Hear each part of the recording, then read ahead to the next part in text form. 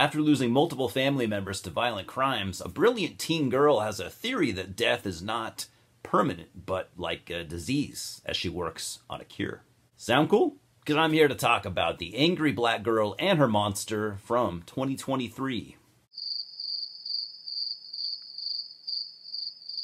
Well, guys, I'm a bit nervous here, I gotta say. So I'd seen some talk about this film last year, mostly complaints about it being woke by people who had not even seen it. I'm still fairly new to reviewing films, and I'm not yet sure how I feel about tackling movies that come with a little bit of controversy. If I give it a bad score, will I be called a bigot? If I give it a good score, will I be accused of pandering? Either way, I'm just here to give a film an honest review. And in a way, I've been defending this already for months, at least to an extent. The majority of complaints I had seen were people looking to call everything woke, and they were loudly voicing their disapproval of a film that tackles issues like racism with a young black female lead. First, you don't have to see every movie that comes out. Not everything is going to be tailor-made to your tastes. Second, this film was written and directed by a black man. There are issues that the black community faces, and he has every right to base his art on those issues. Now that I've gotten that out of the way, I'll get to the actual review. After several short films, this was the feature-length debut of Bomani J. Story, and I see potential, cool name by the way, and I see potential in him. This is a competently shot, nice-looking film. The story centers around Vicaria, played by Lea DeLeon Hayes. Sorry, I'm bad at pronouncing names, obviously. A high school student that lives with her father in a rough neighborhood. She has lost both her mom and her older brother to two separate acts of violence. Because of all this, she has kind of a sort of obsession with death. She is brilliant though, and despite her age, she is strong and brave and basically fearless. I actually really loved her character. Like her, I had a rough childhood myself, and I found myself constantly cheering for her, having the strength, that I didn't have at her age.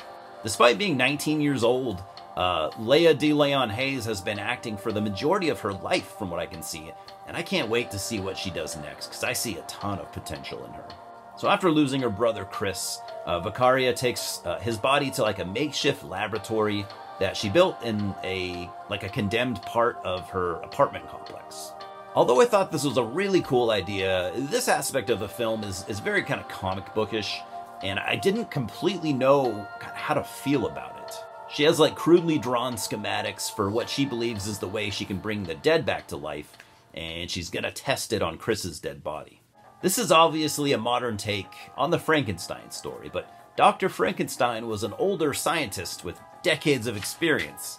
Vicaria is brilliant, but she's still in high school. I guess you just have to go with it. She is successful in reanimating Chris, but she's not able to control him, and things begin to spiral out of control really quick. She hopes to be able to kind of use him to help her take down Kango, the neighborhood drug dealer.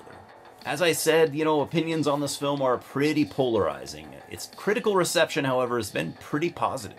I think it's great for the black community. I loved some of the characters here. I liked Vicaria's dad, Donald, played by Chad L. Coleman. He's a loving, hardworking, single father, and you really feel for him knowing what he's been through. I also loved Jada, played by Amari Summer, just for being an adorable, sassy little kid. She's a great character here. And like I said, I loved Vicaria, as the lead here. She is the underdog in every possible way, and maybe we can call her a final girl? Any thoughts on that?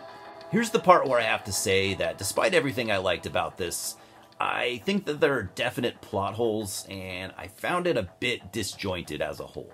There's a lot to like here, and I have the utmost admiration and respect, all things considered. I just didn't love it. I'd recommend it to Frankenstein fans like myself, and I suppose monster movie fans in general. There are also a few violent and really gruesome scenes that the gorehounds would, surely appreciate. It's streaming on Shudder currently, so, maybe give it a shot. You might love it, you might hate it. Just please don't call it woke. You're better than that. Cheers, guys.